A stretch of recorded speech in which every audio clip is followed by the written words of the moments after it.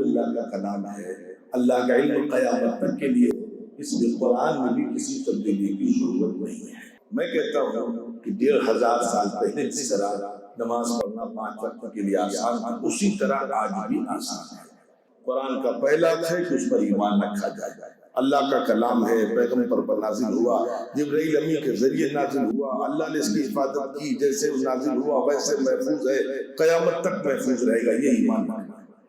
پھر اس کو پڑھنا، پڑھنے کے لیے سیکھنا، پھر اس کو یاد کرنا، پھر اس پر عمل کرنا، پھر اس کے پیغام کو دوسروں تک پہنچانا، یہ اس کے حقوق، یہ کام کرنے ہیں۔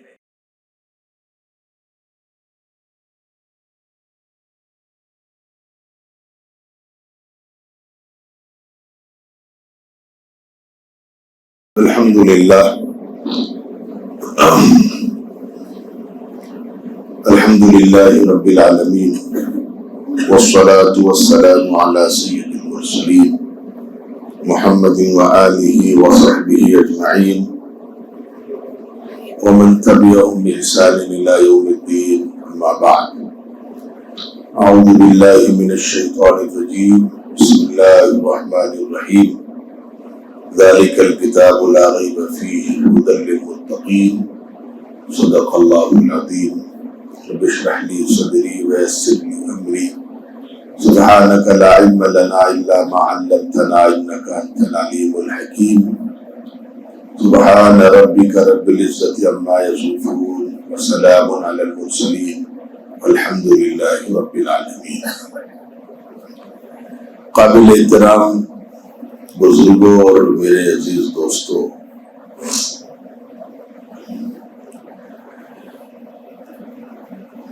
اللہ رب العزت نے تمام انسانوں کی ہدایت کے لیے اور بالخصوص امت مسلمہ کی ہدایت کے لیے جو کتاب ہدایت عطا کی ہے، اسے ہم قرآن مجید کہتے ہیں۔ قرآن مجید سے جو تعلق ہمارا ہونا چاہیے تھا، وہ تعلق ہم قائم نہیں کر سکے، اسی لیے ہمارے ہندوستان کی ایک بڑی تحریک جماعت اسلامی نے ایک کوشش یہ کری کہ ایک ہفتہ اس حوالے سے بھی منایا جائے کہ مسلمانوں کو یاد دلایا جائے کہ اس کتاب کا جو مقام تھا، اس کا جو خاص مقصد نزول تھا اور اس سے جو تعلق ہونا چاہیے تھا، شاید ہم نے وہ حق ادا نہیں کیا ہے، اور اسی وجہ سے اللہ کی طرف سے ہم پر عذاب مسلط ہو رہا ہے۔ مسلمانوں کو ان کا بھولا ہوا سبق یاد دلا کر کے قرآن مجید سے ان کا تعلق دوبارہ قائم کیا جائے۔ قرآن مجید کے حوالے سے علماء نے کئی حقوق لکھے۔ میں دعا کر رہا ہوں کہ اللہ ہمیں توفیق دے کہ میں بہت آسان سے لفظوں میں مختصر وقت میں تقریباً وہ ساری باتیں آپ کی خدمت میں عرض کر سکوں۔ سب سے پہلی چیز تو یہ ہے، قرآن عظیم کا پہلا حق ہے کہ اس پر ایمان رکھا جائے۔ بچپن میں بچوں کو کلمے یاد کرائے جاتے ہیں، اس میں ایمان مجمل اور ایمان مفصل یاد کرایا جاتا ہے۔ اس میں آمنت باللہ و ملائکتہ و کتبہ، اللہ نے جتنی کتابیں نازل فرمائی ہیں ان تمام کتابوں پر یہ یقین رکھنا کہ اللہ کی طرف سے نازل کی گئی ہے۔ قرآن مجید کے سلسلے میں بھی یقین رکھنا کہ نازل کی گئی ہے۔ میں پہلے خلاصے کے طور پر عرض کر دوں، پھر تفصیل، تاکہ ایسا نہ ہو کہ بعد میں کچھ باتیں رہ جائیں۔ پہلا حق اس کا یہ ہے کہ اس پر ایمان رکھا جائے، دوسرا حق ہے کہ اس کو پڑھا جائے، تیسرا حق ہے کہ اس کو یاد کیا جائے، چوتھا حق ہے کہ اس کو سمجھا جائے، پانچواں حق ہے کہ اس پر عمل کیا جائے، چھٹا حق ہے کہ اس کا پیغام اللہ کے تمام بندوں تک پہنچایا جائے۔ اور بھی حقوق ہیں لیکن ابھی یہی تک رہے، ورنہ ایسا نہ ہو کہ بات لمبی ہو جائے اور بعد میں وہ مکمل نہ ہو پائے۔ تو پہلی چیز میرے عزیزو ایمان رکھنا کہ اللہ کا کلام ہے، اور جس طریقے سے اللہ نے اسے نازل کیا تھا یہ اسی طریقے سے آج تک محفوظ ہے، یہ بھی ایمان رکھنا۔ اس دور میں اللہ تعالیٰ حفاظت فرمائے، ہماری جو نئی نسل پروان چڑھ رہی ہے اس میں ہمارا بڑا قصور ہے کہ ہم نے ان کی دینی تربیت کا کوئی بندوبست نہیں کیا ہے۔ بہت سے بچے یہ سمجھتے ہیں کہ جیسے عیسائیوں کی توریت ہے، اور کسی کے لیے رامائن ہے، اور کسی کے لیے گیتا ہے، اور کسی کے لیے کیا ہے، اسی طریقے سے مسلمانوں کی اپنی قرآن ہے۔ زمین آسمان کا فرق ہے، اس سے بڑا فرق ہے۔ پہلے تو وہ دو تین فرق ہم آپ کے سامنے بتلاتے ہیں۔ سب سے پہلی چیز میرے عزیزو یہ ہے کہ جو آسمانی کتابیں ہیں، توریت، زبور، انجیل اور قرآن مجید، یہ چاروں کتابیں اللہ نے آسمان سے نازل فرمائی، لیکن پچھلی تین کتابوں کی اللہ نے حفاظت نہیں فرمائی، اور اس کلام کی اللہ نے حفاظت فرمائی۔ پچھلی تین کتابوں کی حفاظت اللہ نے کیوں نہیں فرمائی؟ اس کی دو وجوہات ہیں۔ پہلی وجہ یہ ہے کہ وہ ہمیشہ کے لیے نہیں تھی، ایک مدت کے لیے تھی، اس مدت تک محفوظ نہیں۔ قرآن مجید کی حفاظت اللہ نے اس لیے فرمائی ہے کہ اسے ہمیشہ کے لیے رہنا ہے، تو اب جب ہمیشہ یہ رہے گی تو اس کی حفاظت بھی اللہ کے ذمہ ہے۔ دوسری بات، میں نے غالباً کسی جمعے میں یہاں وہ بات رکھی تھی یا درس میں رکھی تھی کہ اللہ تعالیٰ نے اس کی حفاظت کیوں کی، اس کی وجہ اور سمجھ لیجیے۔ پچھلی کتابیں صرف کتاب ہیں، قرآن مجید کتاب کے ساتھ ساتھ اللہ کا کلام بھی ہے۔ اب اللہ کلام کیسے کرتا ہے یہ ہم کو جنت میں جانے کے بعد اندازہ ہوگا، اس دنیا میں ہم اندازہ نہیں کر سکتے۔ جہاں ایک چیز ذہن میں رہے، دنیا کی جو اللہ نے ہمیں صفات دی ہیں وہ الگ ہے، اور جنت کی صفات الگ ہوگی۔ دنیا میں جیسے اپنی آنکھ سے اللہ کو ہم نہیں دیکھ سکتے، اب اس میں بہت تفصیل میں چلے جائیں گے تو مضمون پھیل جائے گا، لیکن بس موٹا موٹا سمجھیں کہ اللہ نے ہمیں دیکھنے کی طاقت نہیں دی، اس لیے نہیں دیکھ سکتے۔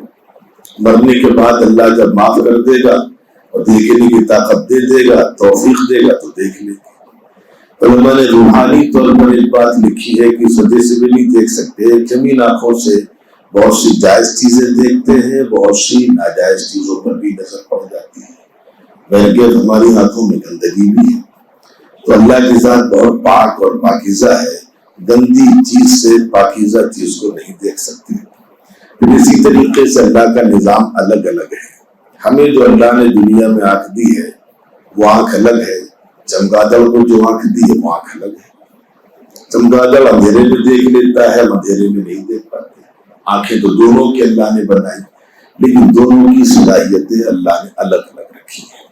تو ہم اللہ کو، اللہ جب معاف کر دے گا، جنت دے دے گا، اپنا دیدار بھی کرائے گا، وہ اللہ کا دیدار کریں گے، اسی وقت یہ بھی سمجھ میں آئے گا کہ اللہ کلام کیسے کرتا ہے۔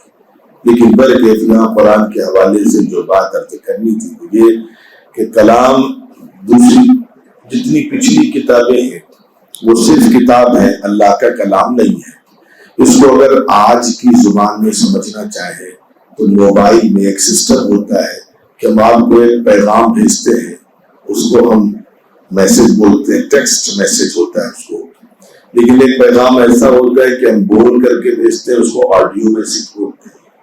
تو اگر اس انداز سے سمجھنا چاہتے ہیں تو آپ ایسے سمجھیں، پچھلی ساری آسمانی کتابیں صرف ٹیکسٹ میسج ہیں، قرآن مجید ٹیکسٹ میسج بھی ہے، آڈیو میسج بھی ہے، دونوں چیزیں ہیں۔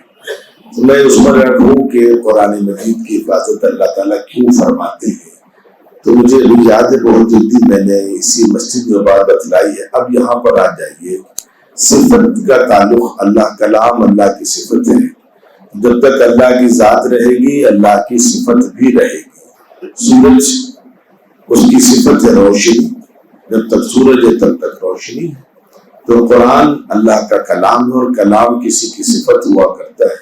جب تک اللہ تعالیٰ ہے تب تک اس کی صفت بھی ہے، اللہ ہمیشہ کے لیے تو اللہ کی صفت بھی ہمیشہ کے لیے، تو قرآن کی حفاظت بھی ہمیشہ کے لیے، ہمیشہ کے لیے۔ مرنے کے بعد، اس دنیا کے ختم ہونے کے بعد بھی قرآن باقی رہے گا، ایسا نہیں کہ قرآن ختم ہو جائے گا۔ یہ اس لیے اللہ تعالیٰ نے اس کی حفاظت فرمائی۔ اب یہاں پر میں آپ سے ایک سوال کر رہا ہوں، جیسے کہ آپ سے کوئی شخص دین سیکھنے کے لیے آپ سے کہے کہ بھائی کوئی کتاب ہم کو دیجیے، تو آپ اس کو قرآن مجید دیتے ہیں، میں اس کو پڑھ کر کے اسلام سمجھ میں آئے گا۔ لیکن اگر وہی شخص ہم سے پلٹ کر کے سوال کر لے کہ کیا آپ نے بھی اسی کتاب کو پڑھ کر کے دین قبول کیا ہے، تو ہمارے پاس اس کا جواب نہیں، ہم نے تو پڑھا ہی نہیں، ہم بس مسلمان اس وجہ سے ہیں کہ مسلم گھرانے میں پیدا ہو گئے، ہمیں پتہ ہی نہیں ہے۔ اسی لیے ہمارے مولانا علی میاں رحمۃ اللہ علیہ فرمایا کرتے تھے کہ تمام مسلمانوں کو چاہیے کہ زندگی میں کم از کم ایک مرتبہ پورا قرآن سمجھ کر کے، نہ سمجھ کر کے صرف ترجمے سے ضرور پڑھ لیں، انہیں پتہ تو چلے کہ اللہ نے ان کے لیے کیا پیغام بھیجا ہے۔ یہ قرآن کے حقوق ہیں۔ تو پہلے چیز تو میں نے آپ کے سامنے یہ رکھی کہ دوسری آسمانی کتابوں میں اور قرآن مجید میں کیا فرق ہے۔ اس کے بعد آ جائیے آسمانی کتابوں کے علاوہ جو کتابیں ہیں ان میں اور قرآن مجید میں کیا فرق ہے۔ آسمانی کتابوں کے علاوہ میں کسی کی مذہبی کتاب پر کوئی تنقید نہیں کر رہا ہوں، اس لیے کہ شرعاً اس کی اجازت نہیں ہے، لیکن کیا کیا چیزیں وہاں ہیں، یہاں کیا کیا چیزیں ہیں، وہ فرق بتلا رہا ہوں۔ جتنی بھی دوسری مذہبی کتابیں ہیں اس میں ان کے مذہب کی تعریف، ان کے مذہبی پیشوا کی تعریف، اس کے کرشمے، کرتب، کمالات، فلاں شخص غریب تھا اور فلاں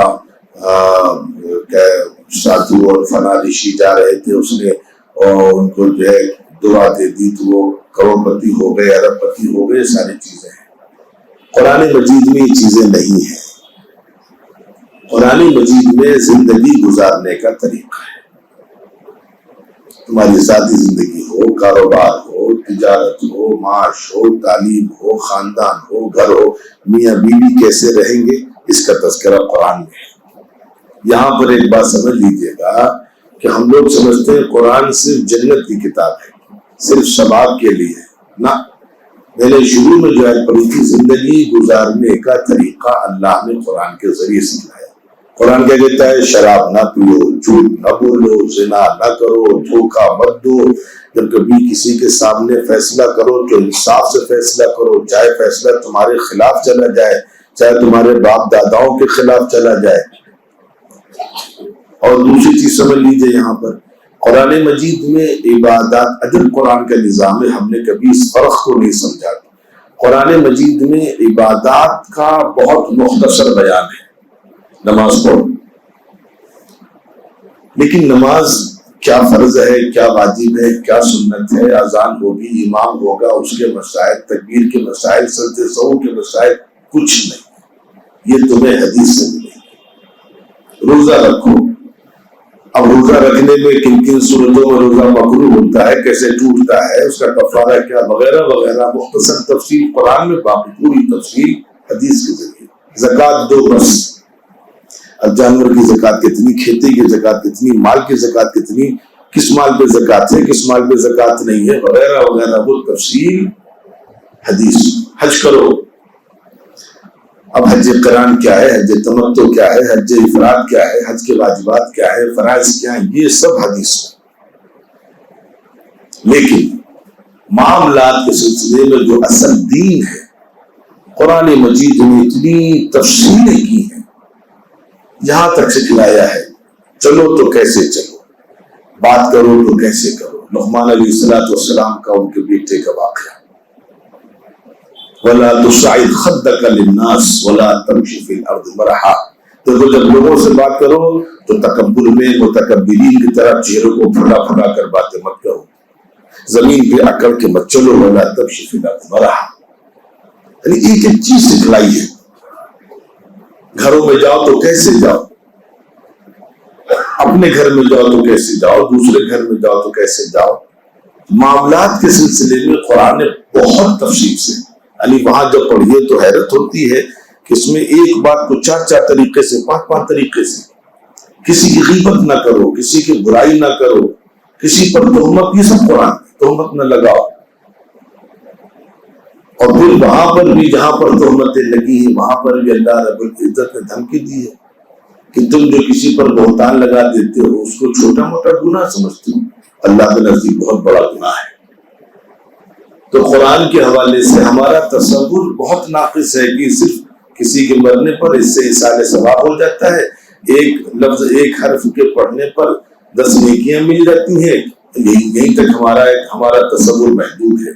اب آپ کی میں اپنی بات جو کہہ رہا ہوں اس کو ذرا سا اور مضبوط کرنے کے لیے دلیل دے رہا ہوں۔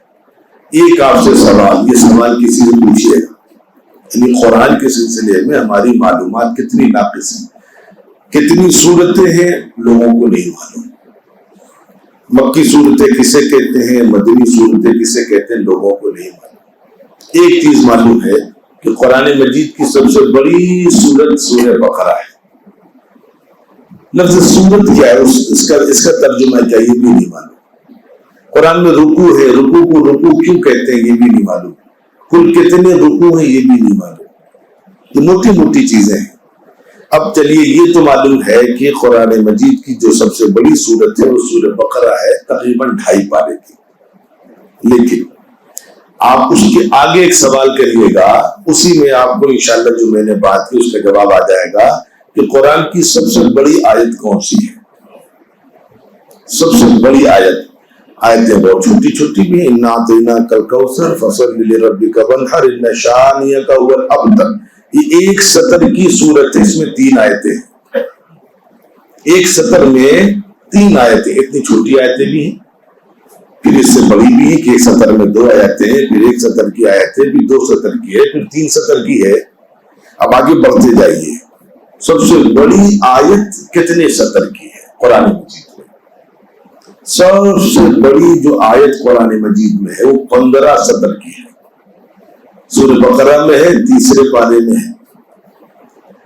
جہاں سورہ بقرہ ختم ہونے والی ہے اس سے 4 آیتیں پہلے، آخر کی اگر 5 آیتیں سورہ بقرہ کی لے لیں تو وہ پہلی آیت وہ 1 صفحے کی ہے، پورے 15 سطر کی۔ اس میں کیا ہے؟ تو سب سے بڑی آیت اس میں کیا ہے؟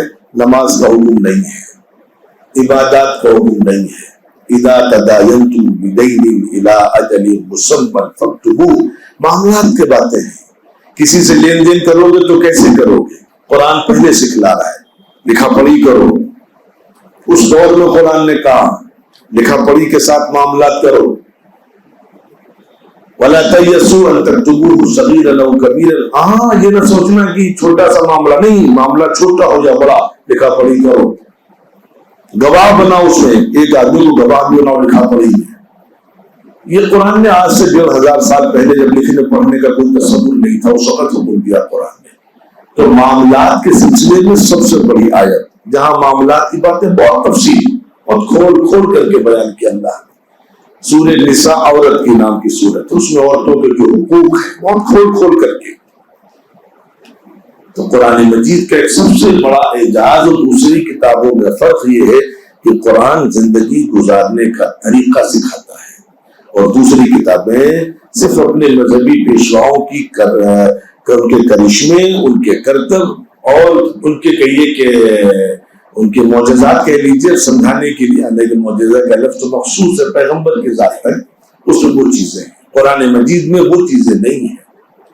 قرآن مجید کا زیادہ فوکس معاملات پر ہے، باقی وہ چیزیں مختصراً ذکر کرتی۔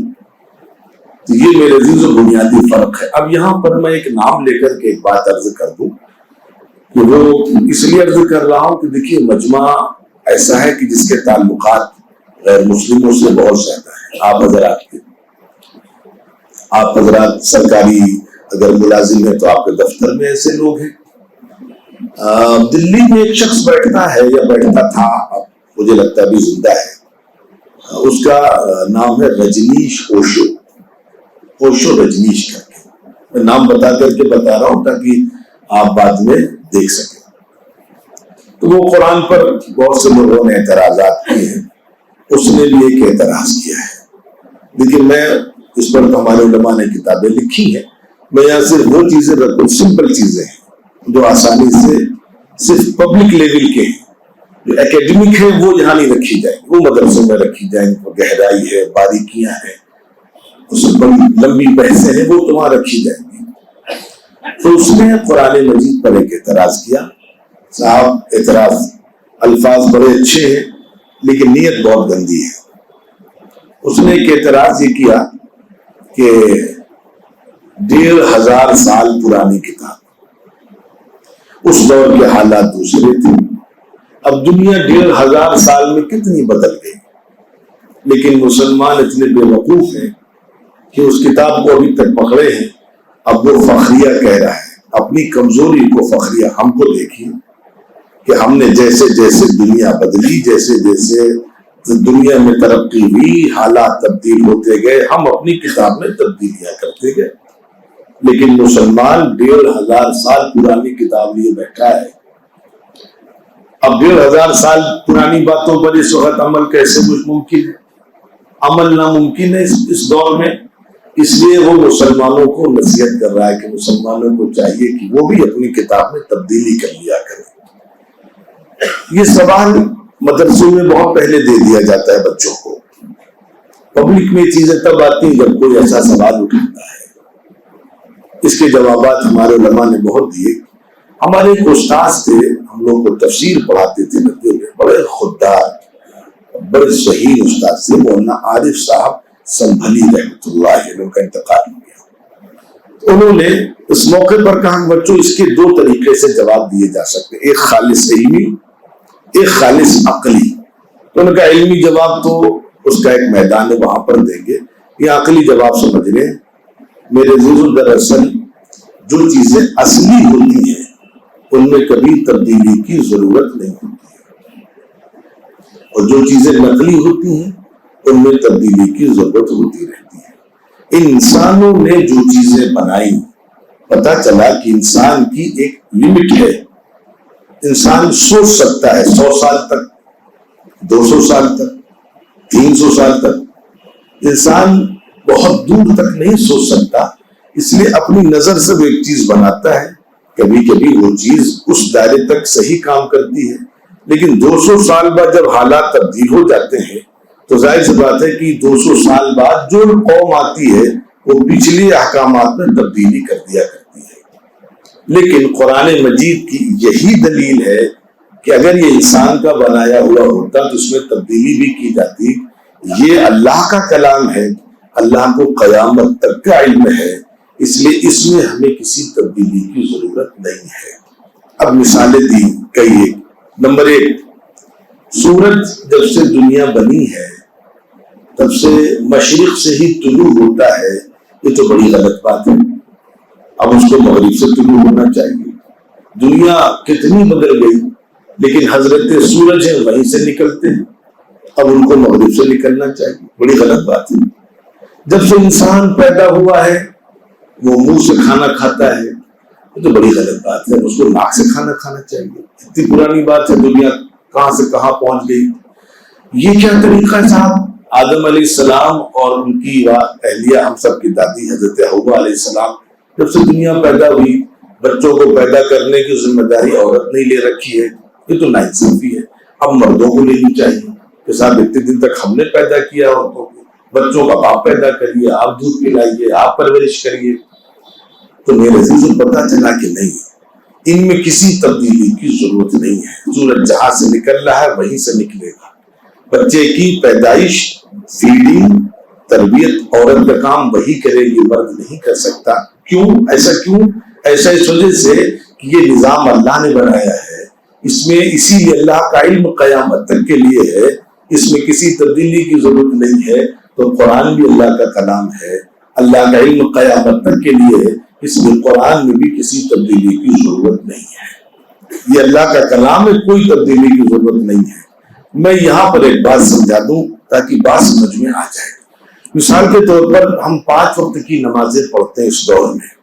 اب کوئی کہے کہ صاحب انسان کتنا مصروف ہے، پرانا دور تھا، لوگ فرصت میں رہا کرتے تھے، زیادہ کام دھام نہیں تھا، تھوڑا بہت کام کر لیتے تھے، اب اتنی مصروفیات ہیں، تو اس دور میں تو اس عمل پر، اس حکم پر عمل ناممکن ہے، تو کچھ تبدیلی کر لینی چاہیے، 3 وقت کر لیں، 2 وقت کر لیں، یہ 5 وقت کی نمازیں پڑھنا بڑا مشکل کام ہے۔ میں کہتا ہوں کہ 1500 سال پہلے جس طرح نماز پڑھنا 5 وقت کے لیے آسان تھا، اسی طرح آج بھی آسان ہے۔ ترتیب اللہ نے کیسی بنائی وہ سمجھیے۔ ترتیب مثال کے طور پر ایک انسانی سسٹم ہے کہ ایک انسان 8 گھنٹے 9 گھنٹے سے زیادہ کام نہیں کر سکتا، اس سے زیادہ کرے گا تو صحت متاثر ہوگی۔ ٹھیک ہے، جوانی ہے، 18 سال ہے، 20 سال ہے، 22 سال کی عمر تک آدمی 12 گھنٹے بھی کام کر لے گا، لیکن جنرل اصول یہ ہے کہ آدمی 8 گھنٹے سے زیادہ کام نہیں کر سکتا، ایک اصول ہے۔ اسی لیے پرائیویٹ سیکٹر میں کیا ڈیوٹی آورز ہوتے ہیں مجھے نہیں معلوم، لیکن گورنمنٹ جاب میں سسٹم یہ ہے کہ عموماً 10 سے 6 کی ڈیوٹی ہوتی ہے، 9 سے 5 کی ہوتی ہے۔ 10 سے 6 کا مطلب ہو گیا 8 گھنٹے، سردیوں میں 9 سے 5 کر لیا 8 گھنٹے، ٹھیک ہے، کہیں 9 سے 6 9 گھنٹے، 8 گھنٹے 9 گھنٹے 8 گھنٹے 9 گھنٹے، اس سے زیادہ آدمی کام نہیں کر سکتا۔ شریعت نے ہم کو اصول کیا دیا؟ فجر کی نماز پڑھی، فجر، اب اس کے بعد ظہر پڑھنی ہے کب؟ 8 گھنٹے 9 گھنٹے 7 گھنٹے 7.5 گھنٹے 8.5 گھنٹے کے بعد۔ یہ جو عصر مغرب عشاء میں جلدی جلدی نمازیں رکھیں، ادھر جلدی نہیں رکھیں کہ بھائی تم محنت کرو۔ اسی لیے اللہ کی جتنی مخلوق ہے سب فجر بعد کام پر، بلکہ فجر سے پہلے سے ہی کام پر لگ جاتی ہے۔ چرند پرند، سمندر کی مچھلیاں، آسمان کے پرندے، ہمارے گھروں کے باہر بیٹھنے والا مرغا، بکریاں، یہ سورج کے نکلنے سے پہلے بیدار ہو جاتے ہیں۔ اب وہ ہم نے اپنا نظام بدل لیا تو اللہ کیا کرے اس کے لیے؟ تو صبح فجر کی نماز کے بعد سے اگر ہم 9 گھنٹے بلکہ 10 گھنٹے بھی لے لیں تو ہمیں اختیار دیا ہے کہ ظہر کی نماز آپ 2 بجے پڑھیے، 2:30 بجے تک بھی پڑھ سکتے ہیں۔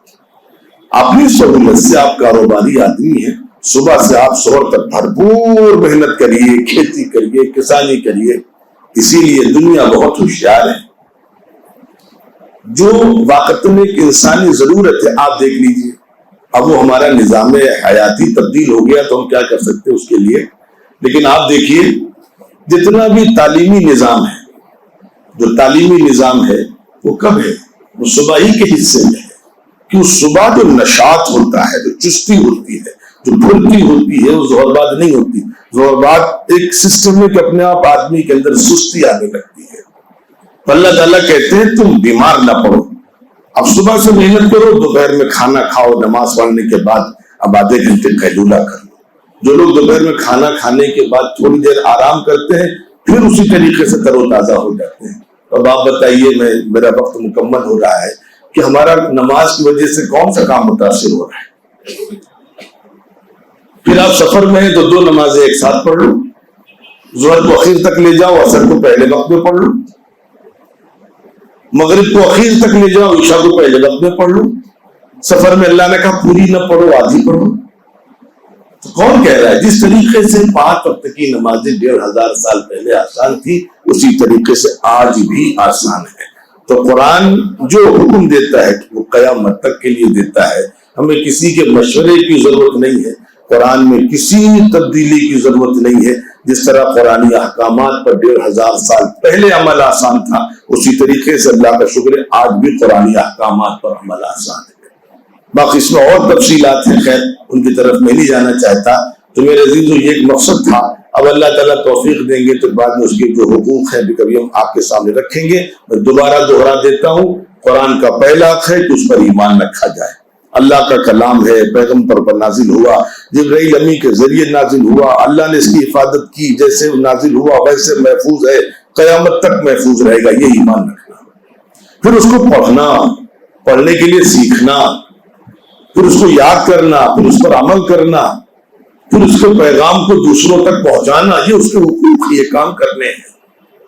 خیر میری بات مکمل ہو گئی۔ آگے ایک اعلان آپ سے گزارش یہ ہے کہ ہمارے لکھنؤ کی ایک بلکہ آل انڈیا ایک تنظیم ہے ایسوسیشن آف مسلم پروفیشنلز، بیچارے کام کرتے رہتے ہیں، ہو سکتا ہو باہر دونوں نوٹس بورڈ پر ان کے بینر لگے ہوں۔ آج کل وہ بچوں کو سلیکٹ کر رہے ہیں کہ جو بچے ذہین ہیں ان کو تعلیمی طور پر اچھا وظیفہ دے رہے ہیں، 5 لاکھ روپے تک بھی دیں گے، نیچے کے بچوں کو کم دیں گے، بڑے بڑے انسٹیٹیوٹ میں ان کے ایڈمیشنز کرائیں گے۔